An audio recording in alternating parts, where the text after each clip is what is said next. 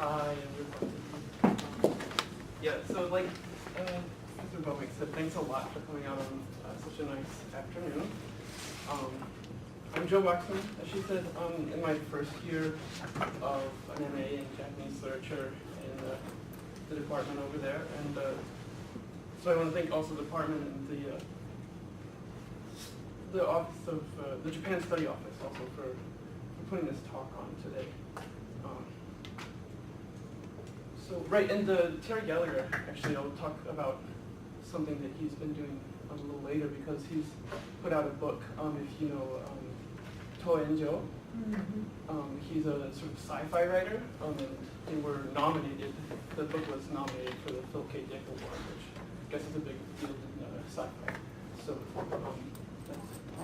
there are ways to, and there are people that translate literary things for a living, but that's not what we're going to talk about today, because that's not the best and the most viable path, especially from the kids.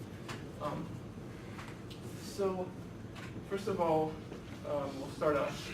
I'll describe my own experience and things sort of as we go through this. I want to talk about a few very basic things about what translation is. There are a few different sort of common sense definitions or senses of what translation is and how it works, and these can vary from, a lot of people that have studied another language, but that haven't tried to translate. They'll immediately recognize that they'll pick up the line that, oh, translation is impossible. It can never happen. Like there can never be a true equivalence. Which there are a lot of arguments for that, and an interesting thing to look at is these articles that crop up every once in a while on the internet, where it's like it's a type of listicle, right, of 15 untranslatable words, right? But then it sort of translates them for you. So there's always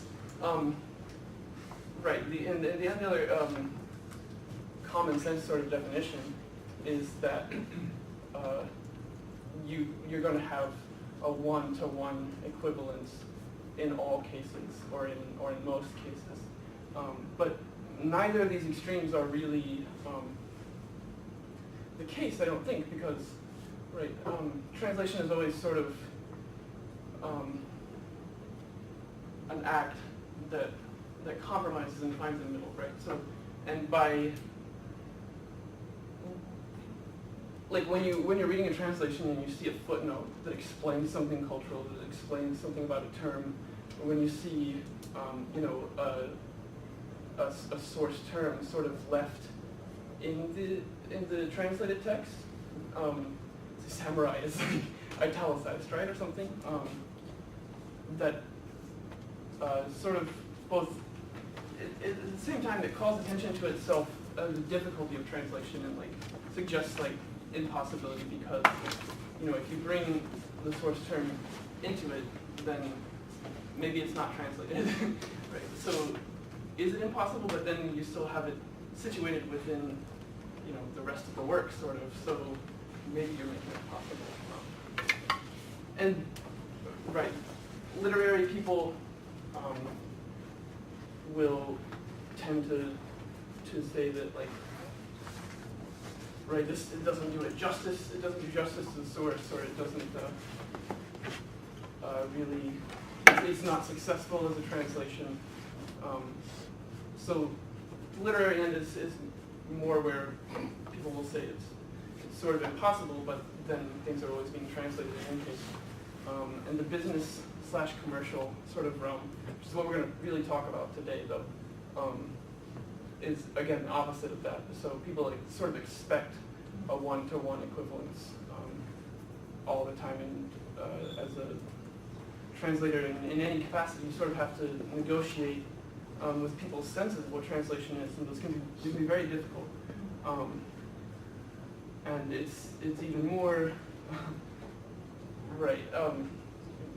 We're not going to get into theory and politics and economics very much here today, but right, I'm sure you've probably all seen this kind of thing, which is Yeah, we don't have to talk about it too much because there aren't that many here, but there were. I just, right, you have to be aware of things like privilege and, right, basically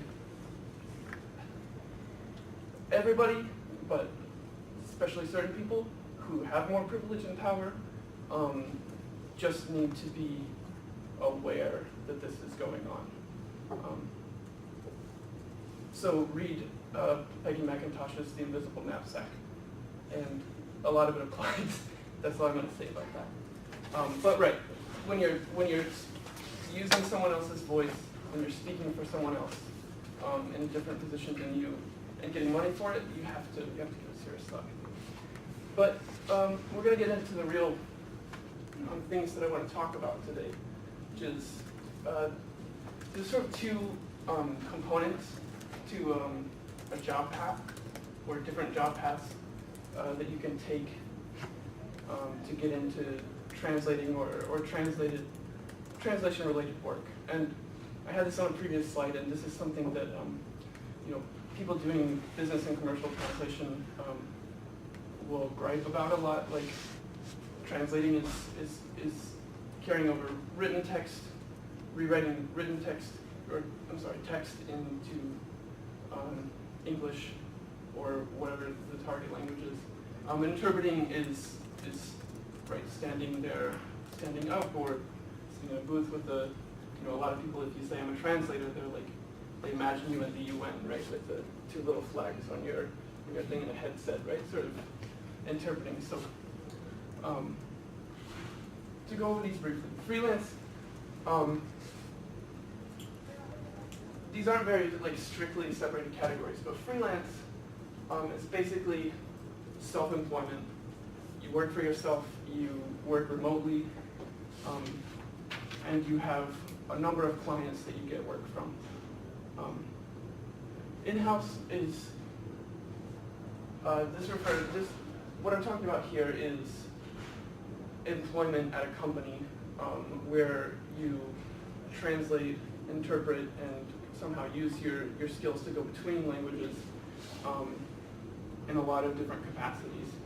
And right, the legal tax status here being an employee. Contract is sort of between the two. It can really fit into either one. But it's, what I mean by this contract work here specifically is just employment for a determined period of time. So it's sort of project-based things. And you can use any of these sort of three modes to do any of these activities on the right. So there's translating, which people won't tell you, but it usually comes with a lot of other things, doing the editing, doing the proofreading, or finding people to do it, right? And also, sort of advising people on, cultural things or issues that come up in text that you translate and things like that.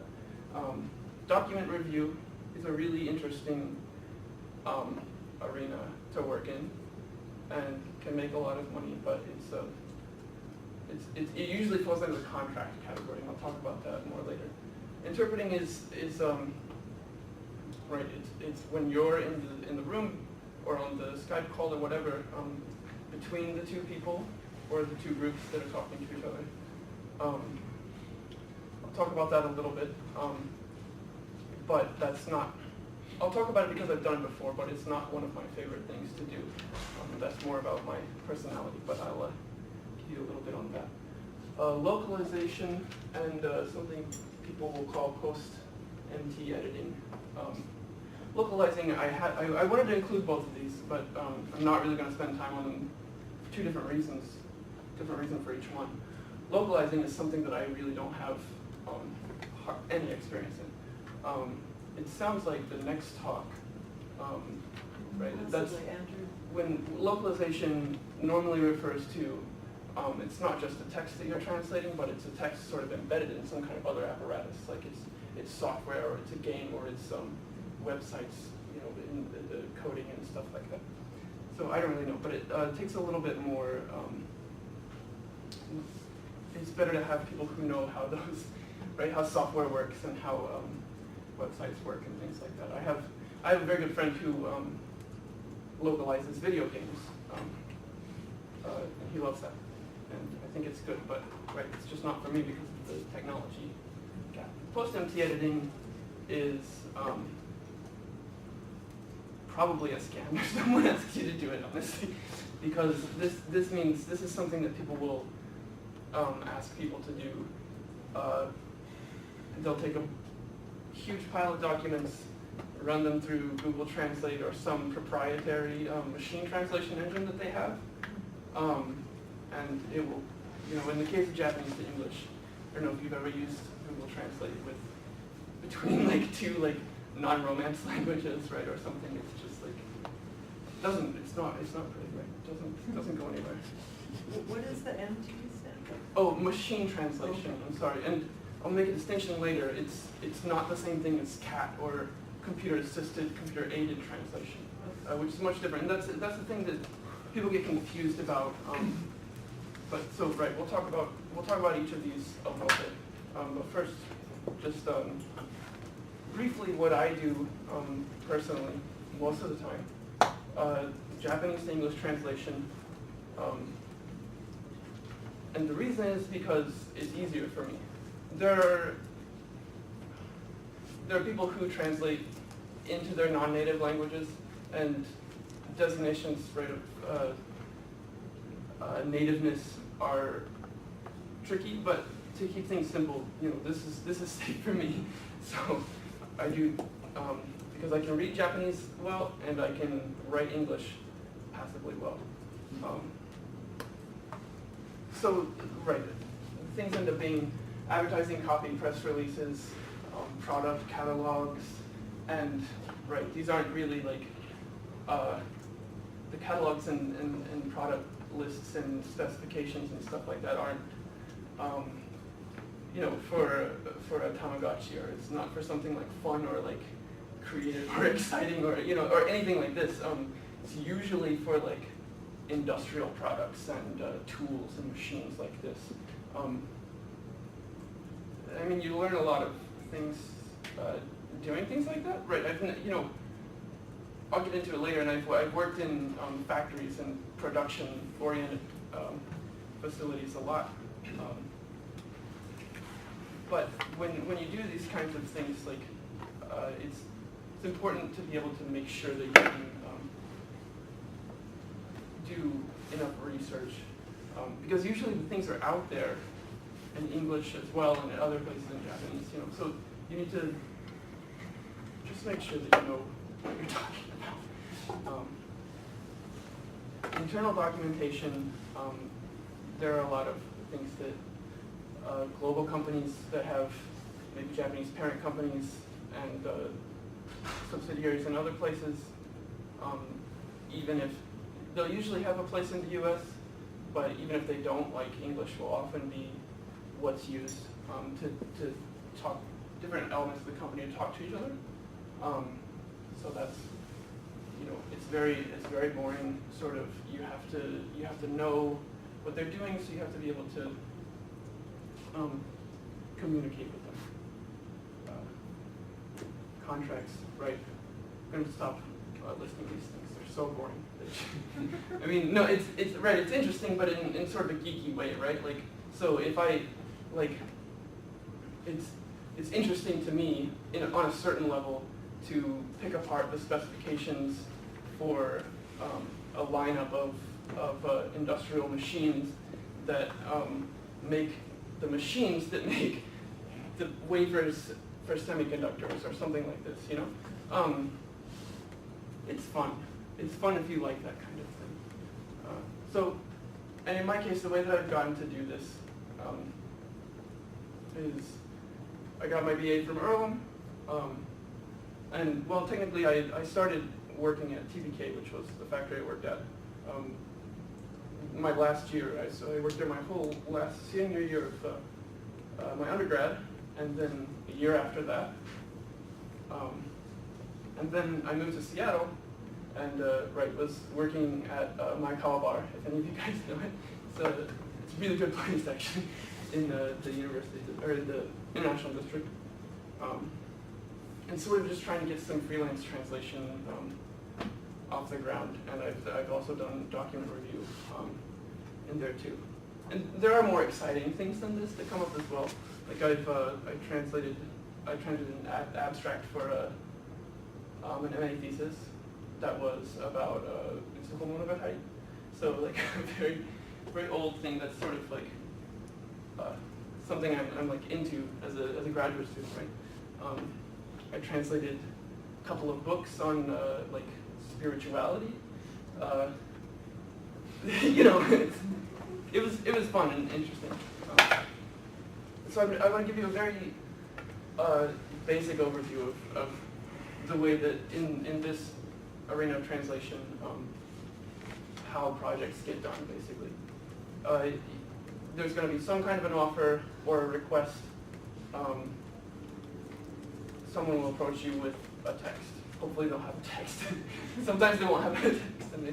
But right, this is where I have to stress, no matter what level of like translating or doing this kind of work you're at, like I think it's a very, very bad idea to agree to any work that you haven't read through start to finish, because all kinds of bad things can happen. It can end up being, twice the volume that you had agreed to. It can end up being something that you are really completely out of your depth with. It can be something that you just like don't agree with morally, or all kinds of crazy things that can happen. And these kinds of details are like will be worked out between you and an agency or with your direct client. Then there's the translation phase, sort of self-explanatory, right? That's the draft of the translation. Checking and editing, this means comparing the two. So you have the original text, the source text, and then the target text in whatever language you're translating into, and it needs to be gone through basically line by line, word by word, and this is combined. That also things like the clarity of the English, just the general flow will be corrected. Substantive editing here at this step. And so this is about making English read well enough as English, but also checking the accuracy against the source. 4 and 5, these can be switched around. It really depends on what kind of document it is. If it's a continuous text, the proofreading should be first. If it's if it's forms, which is the kind of thing that you'll see a lot, and it's small groups of words and a lot of heavy formatting, the formatting may as well go first, and then you can proof it all at once, right? Then you'll deliver the translation to whoever has ordered it, and hopefully, if they're a good client, they will give you some feedback, and they will probably ask you for at least some revisions, or they'll ask you questions that you'll have to explain. And this is, again, where the sort of negotiation of expectations comes into it. I just want to say about this, you don't have to worry about all of these steps all the time. And so, for me as a freelancer, say I have a project I want to do from a direct client. That means that I have to figure out all of these things for myself. I'm responsible for all of this, basically. And they'll probably have people to check and proofread and all those kinds of things on their end as well. But there's a responsibility for me to do this. If you work with an agency, and this is a translation agency it's just what it sounds like. They'll take jobs from these direct clients and give them out to other contractors who will translate it, and they'll either have people in-house who will take care of all these other steps that a lot of translators don't like to deal with. They say it's busy work, So, right, these steps here, 3 to 5, you won't have to worry about if you work with an agency. And it's really about preference and sort of what you can get in terms of how that works out.